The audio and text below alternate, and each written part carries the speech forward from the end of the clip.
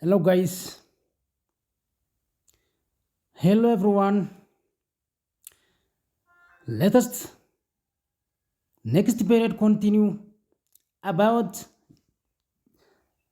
chapter 5 tax theory and practice. Start to learn in today in the absence of the chapter 5 tax theory and practice. Okay. Hello, guys. Welcome to Abdul Teach Media Channel. Ani Abdul Rida kan irraa isiniif dabarsu Abdurri Teach Media Channel irraa. I am sorry. Dhiifamaan isiniin jaa dhiifama guddaa chaalenjii yeroo waan na mudateef isinirraa badee waan hin jiruuf dhiifama guddaa isiniin jechaa. We will start in next period chapter 5, okay? Chapter 5 tags theory and practice. Okay? Nagaya sindaganne ani abdiida Abdurri Teach Media channel irraa. Assalamu alaikum wa rahmatullahi wa barakatuh. Jirra jirtu qaqqaaliif gaggaarii ilmaan Oromoo bakka jirtan maratti nageenya koo isin haadha qabu isiniin jecha arraas barnoota keessan kan addaan isin duraajit isiniif qabadhee dhufeen jira. Barnoota keessanii wajjin turtii gaarii qabaadhaan isiniin jaa, okay? Dhiifama guddaan isin gaafadha.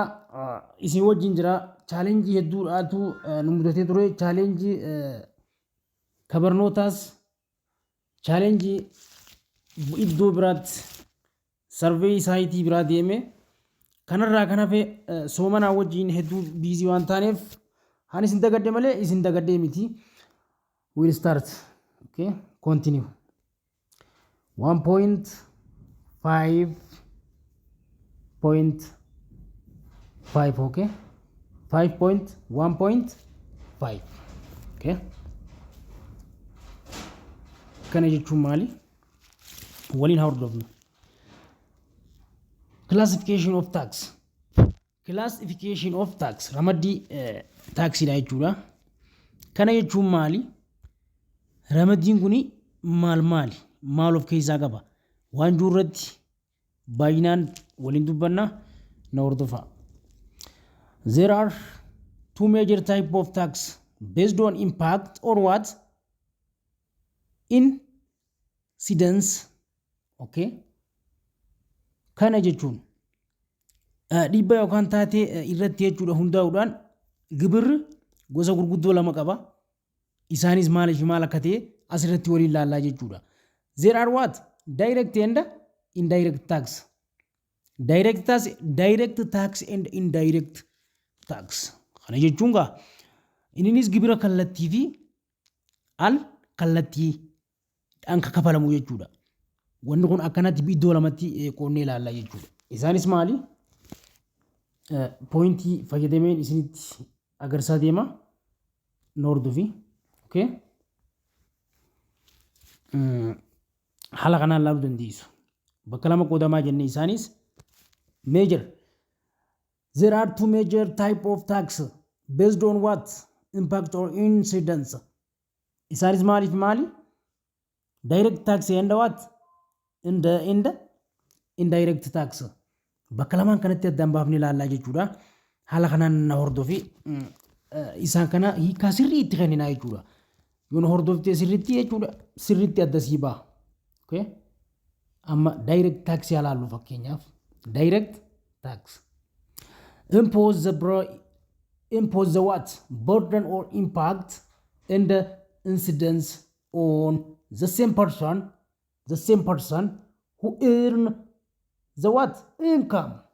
Wanti kun gibirri kanaa kun jechuudha direct kan jennuun kun jechuudha gabaabumatti jechuudha. Gibira kallattii jechuun bu'aa yookaanis dhiibbaa fi taatee namaa fi galii sana kan argatu. Sana irratti kan kafaltiin isaa kafalamuudhaaf maal kallattiidhaan kafalamuudha jechuudha.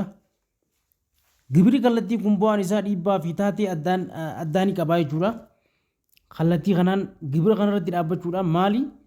Gibirri kallattii ba'aa yookaan dhiibbaa yookaanis taatee namni yookaanis galii argatu sanirraa galii argatu sanirraa kafalan fa'aa fakkeenyaaf kan irratti fe'an san jechuudha. Innis maali?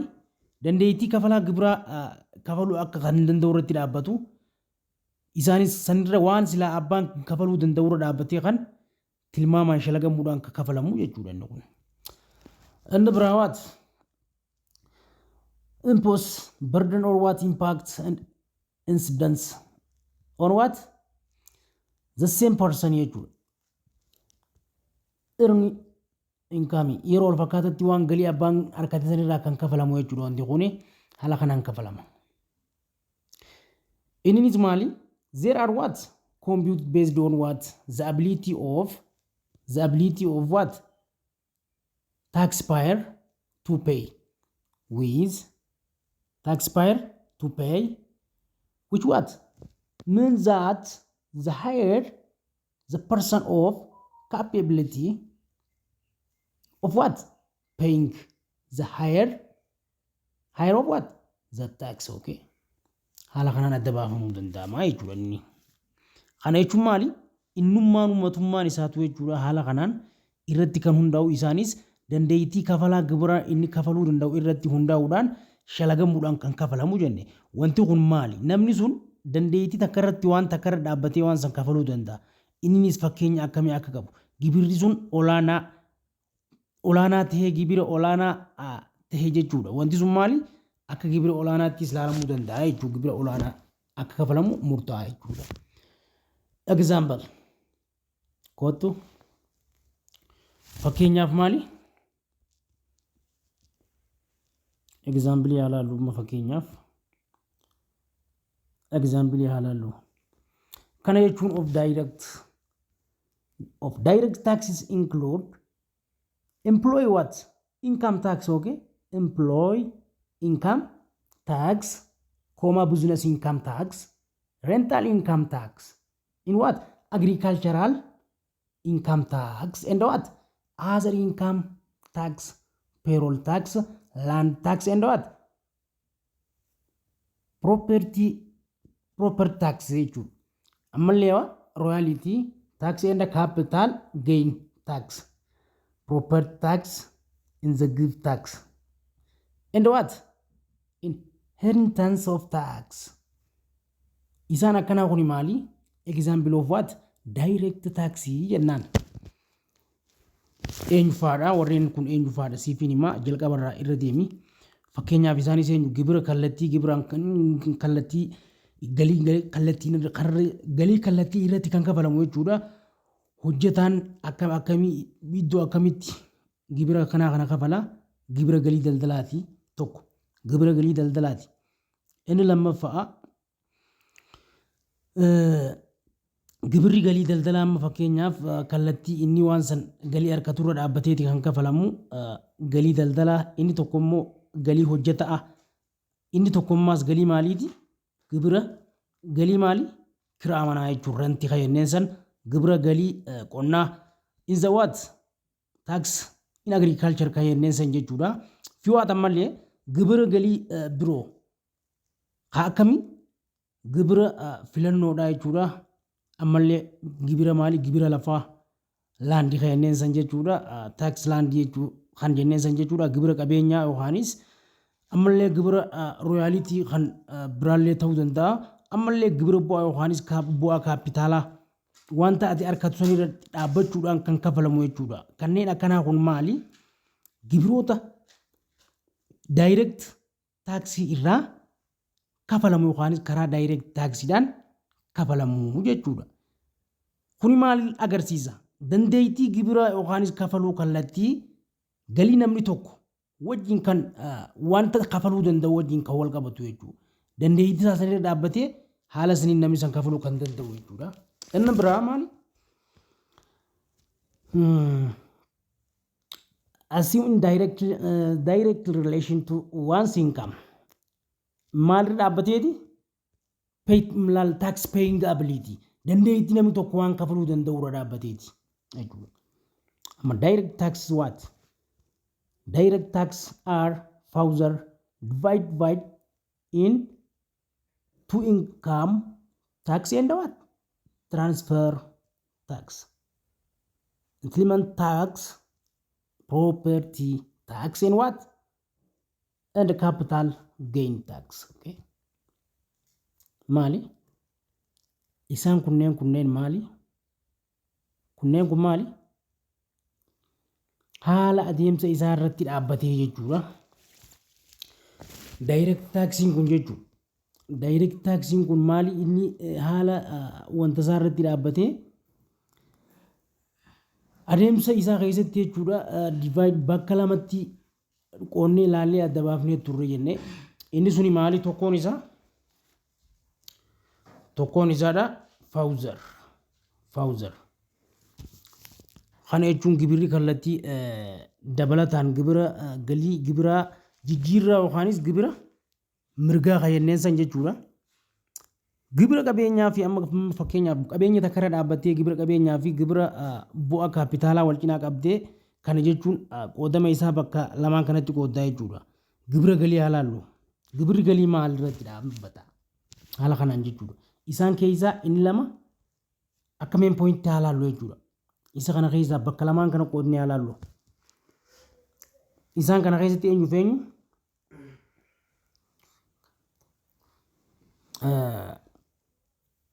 Income tax and what? Transfer tax. Okay. Amma income tax haalaallu. Income tax gisee jennu maali? Income taxiin kun maali? Gibira galiiti. Gibirri galii tokko jechuudha. Gosa gibira mootummoonni yookaan maali? Mootummoonni galii isaanii irra dhaabbatanii yookaan namoota dhuunfaa fi dhaabbilee daldalaa yookaan aangoo isaanii keessa jiran irratti fe'an yookaanis irratti dirqan jechuudha. Maali? Kun kanumaa jechuudha. Sirriitti hordofi. Maal nun jaannu akkuma isaa jalatti ilaalletti gosoota isaa jalatti jechuudha. The type of tax that government impose on what income generated by what? Individual and what? Business. With their what?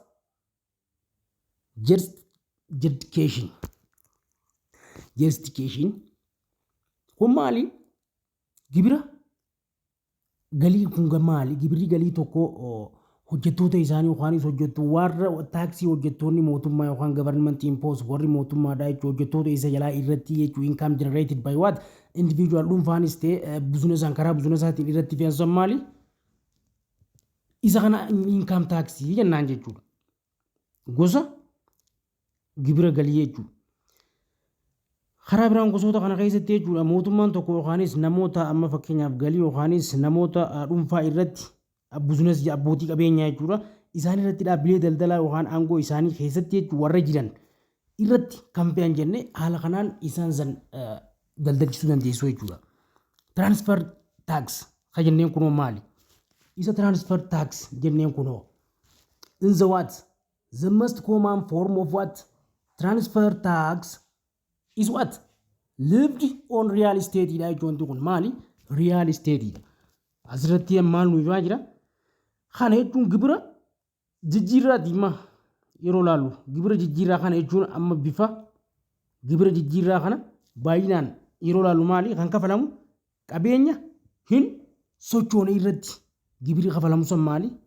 Qabeenya hin sochoone irratti gibirri akkasii kun maali? Qabeenya nama dhuunfaa yookaanis du'e irratti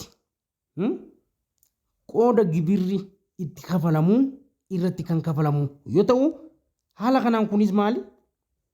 Imaanaa fi herreega faayinaansii dabalatee warreen kana fakkaatan irraa kan sassaabamu jechuudha. Transfer tax kan jennuun kun jechuudha.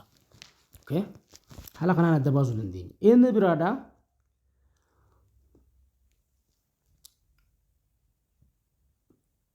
property tax hogga jennu kun amma baramaadha. Property tax kan jennuun kun maali? Gibira qabeenyaati. Sirriitti adda baasii dhageeffadhu. Gibirri qabeenyaa maali?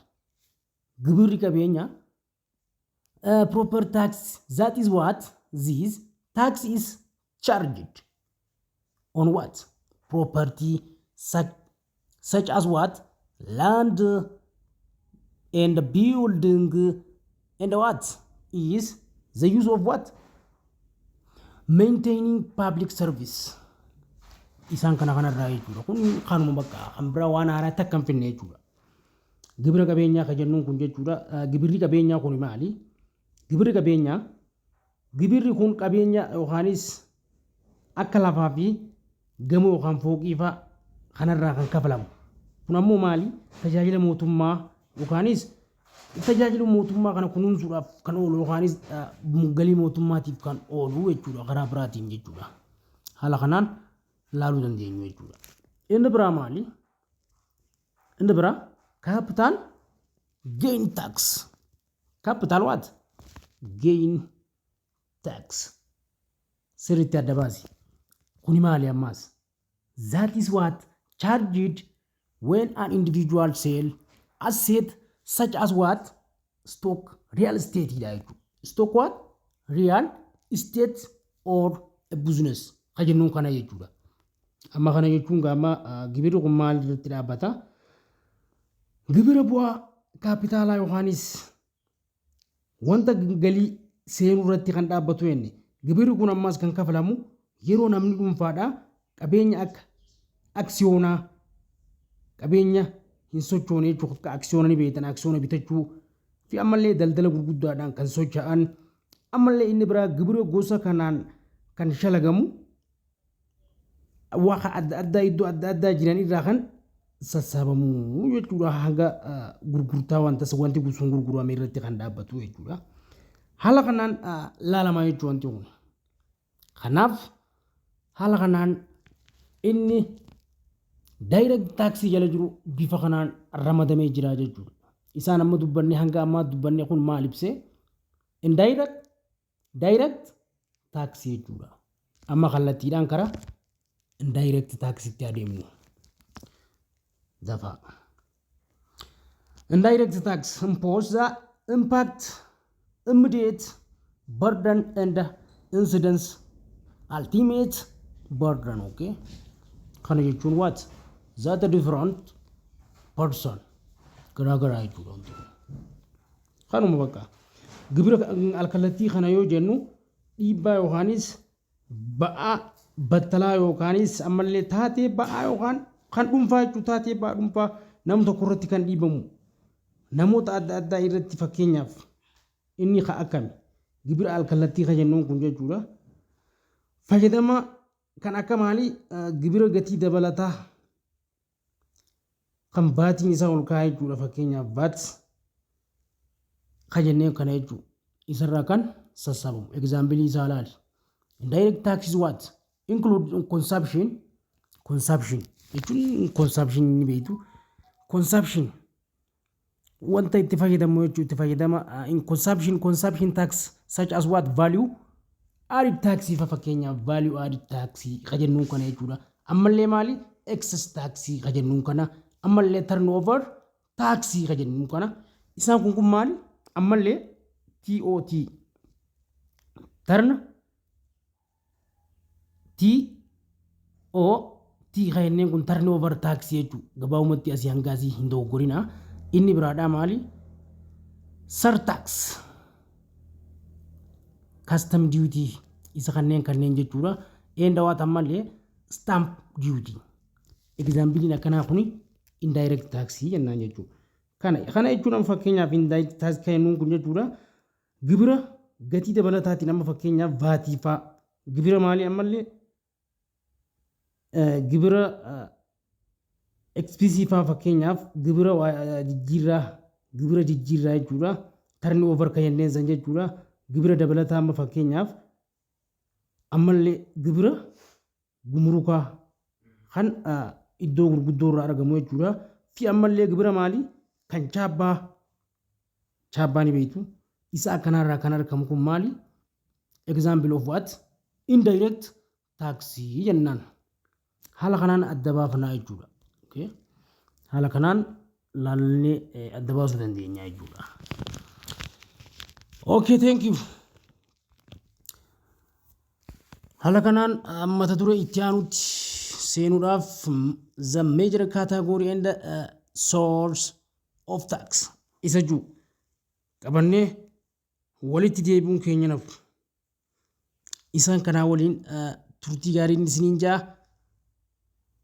Like yeroo xiqqaa isin irraan fudhatu like share subscribe comment godhuudhaan eegalii yeroo gaarii barnoota keessanii wajjin turtii gaarii qabaadhaa.